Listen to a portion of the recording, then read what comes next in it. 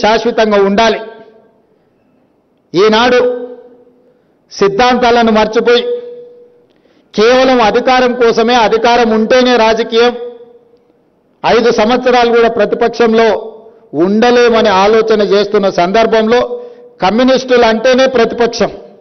ఎవరు అధికారంలో ఉంటే వాళ్ళు ప్రజలకు వ్యతిరేకంగా పనిచేస్తే వాళ్ళు దించడమే లక్ష్యంగా పెట్టుకొని పనిచేసిన కమ్యూనిస్టు సోదరులు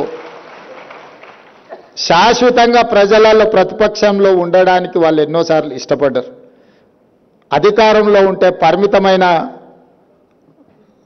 పనులే చేయొచ్చు, కానీ ప్రతిపక్షంలో ఉంటే ప్రజలు కోరుకున్న ప్రతి పని కోసం కొట్లాడొచ్చు.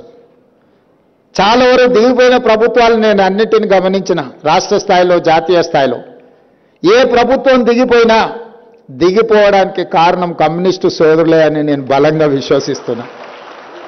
మొన్న దిగిపోయిన ప్రభుత్వంలో కూడా అధికారంలో రావడానికి కమ్యూనిస్టులు పెద్దగా సహకరించరు, కానీ ఉన్నోళ్ళని దించడానికి మాత్రం పూర్తిగా సహకరిస్తారు. మొన్న జరిగిన అధికార బదలాయింపులో కూడా ఉన్నాయని దించడంలో మా కమ్యూనిస్టు సోదరులు సంపూర్ణంగా సహకరించారు.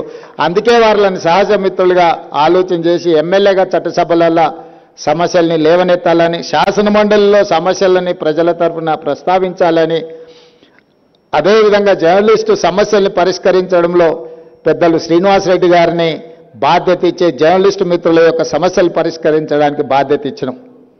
చాలామంది జర్నలిస్టు మిత్రులు నాకున్నారు. చాలామంది వచ్చి ఆ ప్రస్తావన తీసుకొచ్చారు. నేను చెప్పిన మీకు ఇస్తే మీకు నాకే ఉపయోగపడతారా, మీరు శ్రీనివాసరెడ్డి గారికి ఇస్తే అందరు జర్నలిస్టులకు ఉపయోగపడతాడు, కాబట్టి ఆ బాధ్యత వారికి అప్పచెప్పినా వారిని చేయనియండి, మళ్ళీ చూద్దాంలే అని. ఇవన్నీ నేను ఎందుకు ప్రస్తావిస్తున్నా అంటే, ప్రజల యొక్క సమస్యల్ని లేవనెత్తడం అనేది ఒక పెద్ద జవాబుదారీతనం. ఈ రోజున్న పరిస్థితుల్లో ప్రజల పక్షాన మాట్లాడే వాళ్ళు తగ్గిపోయినరు, పాలక పక్షంలోనే ఉండి పరిపాలన చేస్తామనే వాళ్ళు పెరిగిపోయినరు.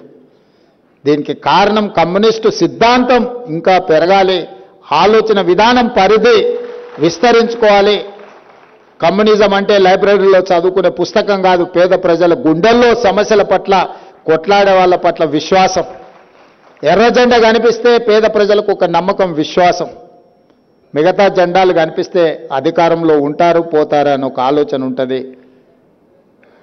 అందుకే ఈరోజు మనం తీసుకునే నిర్ణయాలు ఏవైనా ప్రజలకు ఉపయోగపడే విధంగా ఉండాలి.